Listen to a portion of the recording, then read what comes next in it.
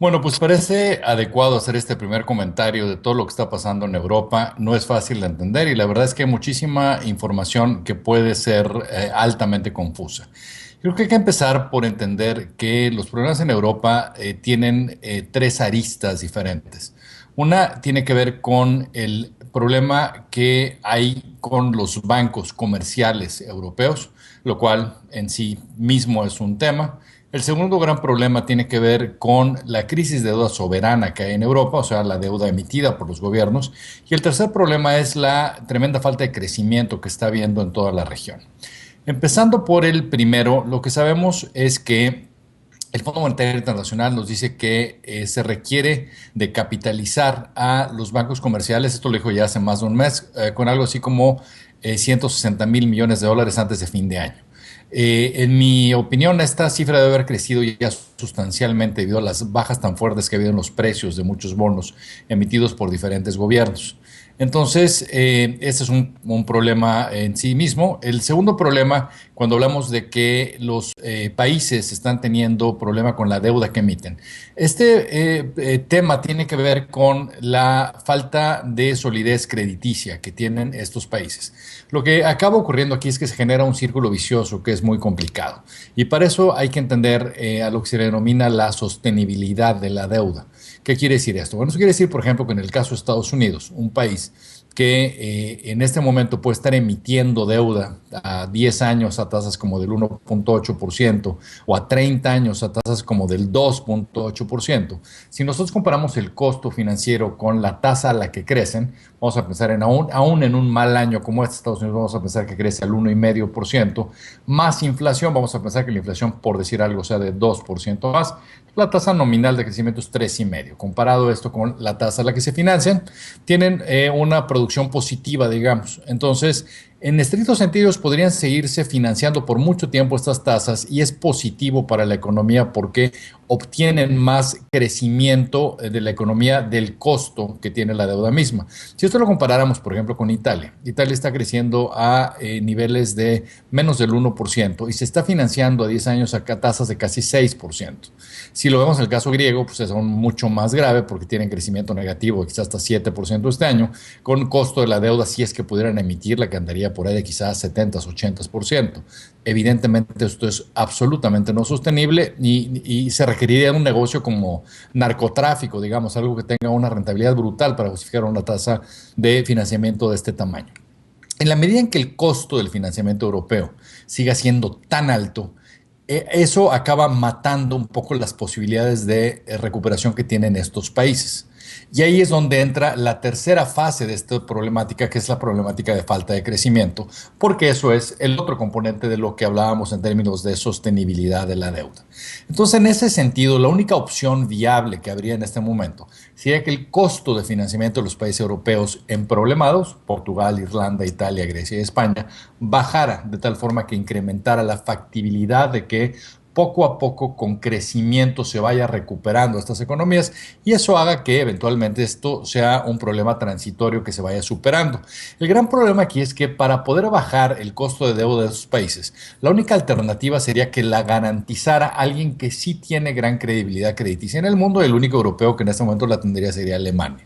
Entonces, si Alemania saliera a decir que ellos son los que toman la responsabilidad, digamos, sobre cualquier descalabro en Grecia o en Portugal, en esa medida el costo de la deuda se va a bajar hacia niveles como los que hoy paga Alemania, que son similares a los Estados Unidos.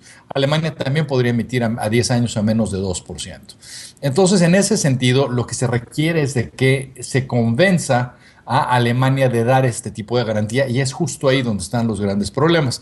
Los problemas están porque los parlamentos de los países del norte de Europa, particularmente el Bundestag alemán, pero incluso los parlamentos de Finlandia, de Eslovaquia, de Austria, de Holanda, se niegan a seguir dando cheques en blanco a países como Grecia, que han probado no ser dignos de confianza. Primero porque dijeron mentiras, digamos, en lo que estaban reportándole a la Unión Europea, pero después porque ciertamente es un país donde la gente se jubila a los 50 años, donde más de la mitad, digamos, de la población depende en una forma u otra de el presupuesto, se son burócratas o casi burócratas, donde la gente no paga impuestos, donde los propios políticos que están en el gobierno recurren a la evasión fiscal.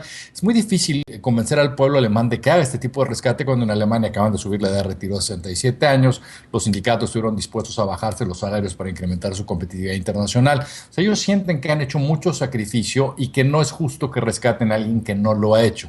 Y en ese sentido, entonces, es vital la resolución que acaba de hacer el Bundestag hace un par de semanas, donde dijeron que si bien los rescates previos que ha hecho el gobierno alemán son constitucionales, donde había mucha crítica, donde se decía que no lo eran, dicen que los pasados sí lo son, pero dicen que los futuros requieren de una autorización específica del Congreso alemán, del Bundestag, y que en caso de que se tenga que recurrir a tomar el endeudamiento de otro país y garantizarlo, eso quizá incluso requeriría de un referéndum nacional, lo cual es evidentemente implicaría un gran rezago, digamos, en este proceso, donde ya de por sí lo que estamos viendo es que los alemanes apenas están hoy autorizando lo que ya se dio, apenas están introduciendo las nuevas aportaciones a los fondos y muchos de los temas más críticos apenas el año que entra se van a discutir en el Parlamento.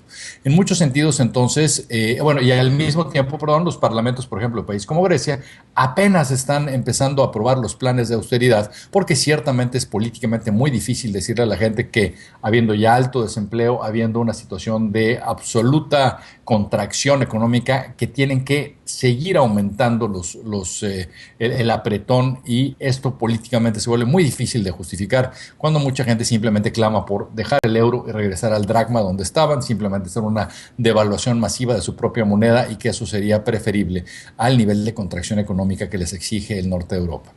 Como pueden ver, claramente estamos en un problema que es muy difícil. Y lo último que quisiera tocar aquí es que el impacto que esto podría tener sobre Estados Unidos no es menor. Los bancos estadounidenses comerciales tienen 650 mil millones de dólares de deuda soberana de Portugal, Irlanda, Italia, Grecia y España. Y algo que también puede ser preocupante es que parece que el dólar podría entrar en una fase de revaluación acelerada. En mi opinión, algo que puede ayudar a esta revaluación es el hecho de que hay mucho crédito, mucha especulación que se está financiando en dólares. Conforme el dólar se empieza a revaluar, va a haber mucha demanda por dólares para cerrar esas líneas de crédito, y esto podría ser negativo para Estados Unidos por dos motivos. Primero, porque el único segmento de la economía que está funcionando en Estados Unidos es el exportador. Si ponemos a Europa como un todo, es el principal socio comercial de Estados Unidos. Pero la segunda razón que me preocuparía es que las utilidades de las acciones estadounidenses en la bolsa, o de las empresas, digamos, que emiten estas acciones, se han visto claramente sólidas debido a las utilidades que generan fuera de Estados Unidos. A esto le ayuda el tener un dólar débil, porque esto quiere decir que cuando traducen lo que ganan fuera a dólares, eso acaba representando muchos dólares, las utilidades se ven fuertes, y eso hace que las acciones se mantengan relativamente altas. En la medida en que el dólar se empieza a fortalecer, este impacto se va a revertir, y en ese sentido podría verse menos atractiva la inversión en bolsa, aun cuando la salud financiera de las empresas, que es bastante alta, sigue manteniéndose intacta. Este es un tema sin duda que habrá que seguir con lupa, y lo haremos en este espacio. Hasta la próxima.